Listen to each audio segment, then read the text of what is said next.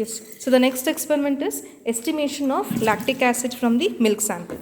So that it is very easy experiment wherein you are going to calculate what is the amount of lactic acid present. Okay. So usually the milk contains lactose. So wherein due to the action of this microbes, that is Lactobacilli family, the lactose is converted to lactic acid. So we call it as a developed acid. Okay. So now in the milk sample, given sample, what is the amount of percentage of lactic acid present? We need to calculate it. For this we have again three parts. Part A is preparation of biphthalate, standardization of NaOH and the estimation. So since we are going to acid, you are going to test the percentage of acid, you are going to titrate against the base NaOH.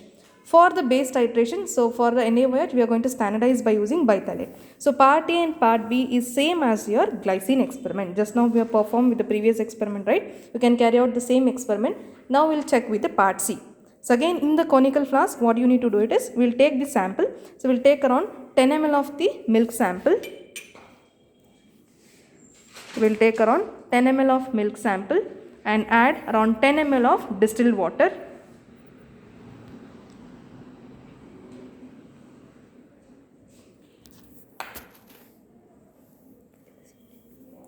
Okay.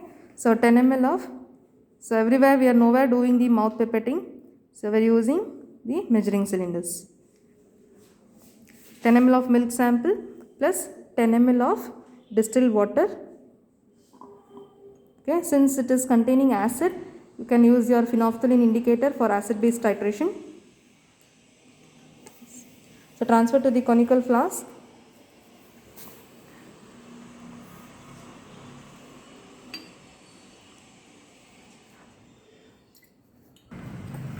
So you can add 1 to 2 drops of phenolphthalein indicator.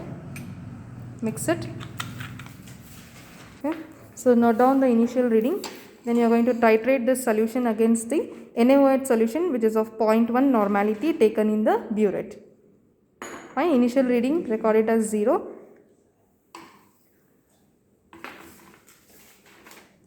So you can start doing titration. So even here the end point will be the milk sample. Okay. Colorless to it turns to pale pink.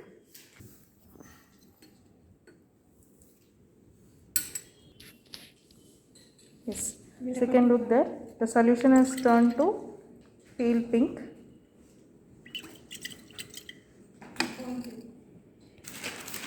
Yes. For part C, again for your calculation part, fine.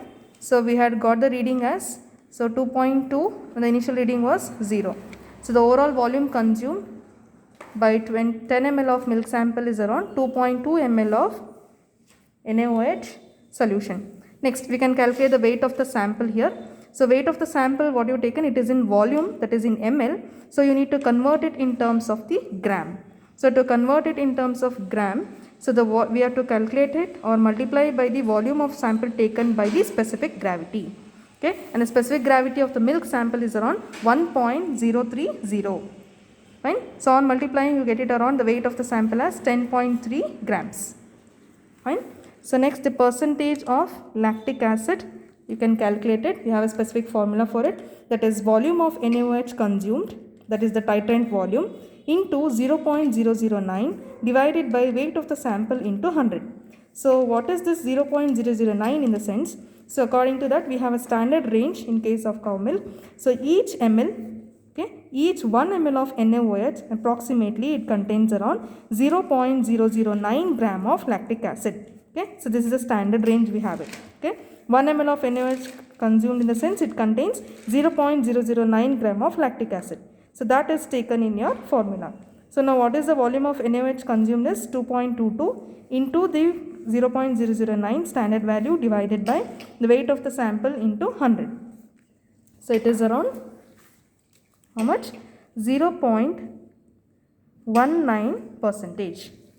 Okay, and usually in case of cow milk, the standard range, okay, the lactic acid range is around 0.10 to 0.26 percentage. But if it is better, if it is good, if it is in the range of less than 0.18 percentage. So this is how we are going to calculate the lactic acid percentage.